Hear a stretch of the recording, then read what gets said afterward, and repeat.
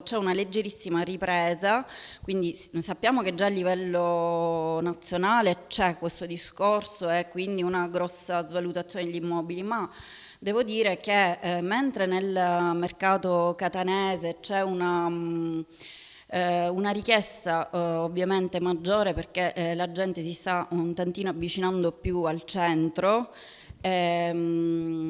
comunque un mercato ovviamente più alto, mentre la ripresa che c'è stata nei paesi è stata un attimino più lenta. Questa diciamo, lentezza si è ripercorsa nei mercati delle province di cui io mi occupo da circa 16 anni e infatti in merito a questo possiamo notare per esempio una maggiore richiesta di villette, appartamvilla, che ovviamente lì sono il massimo. Quindi la gente lì richiede questo tipo di immobili e soprattutto le nuove costruzioni.